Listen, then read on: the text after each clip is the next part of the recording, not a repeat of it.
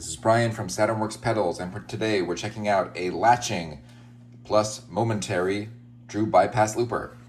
So first of all, what is a true bypass looper? Let's start with the basics. A true bypass looper allows you to engage or bypass whatever is in its little kind of mini effects loop.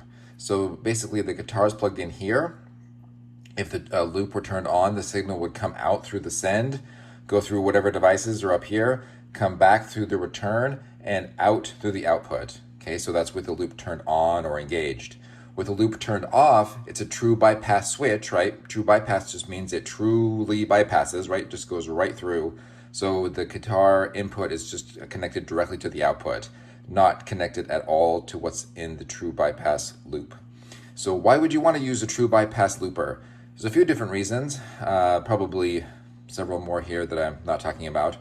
But one may be that, let's say you have a vintage device that affects the tone even when it's bypassed.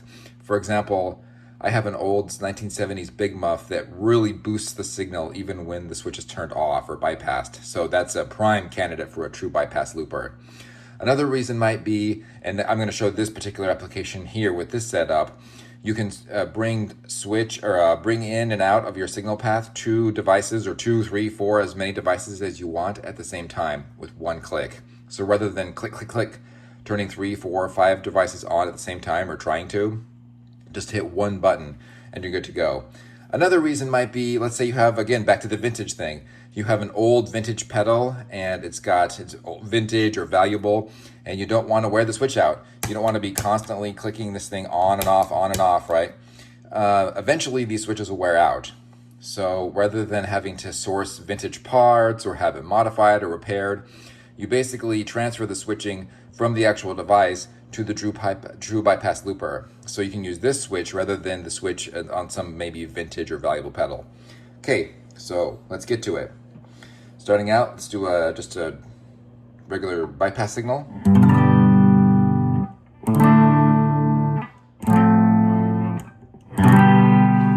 Okay, now I'm going to turn the loop on with the latching switch.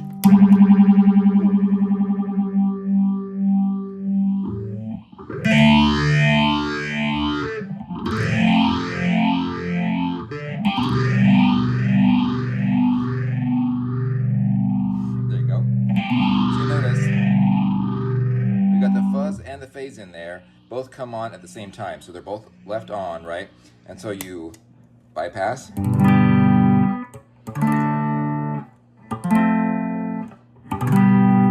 switch on.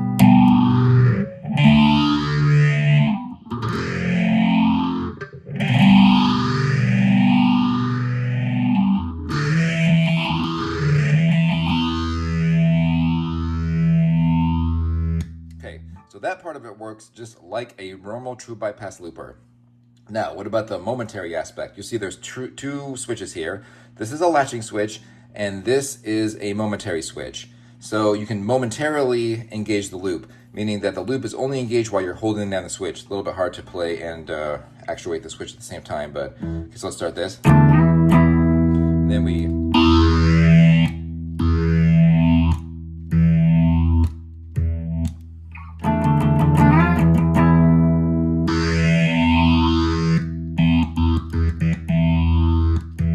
One thing to note is that the momentary switch is only available when the latching switch is bypassed, right? So if you have this on,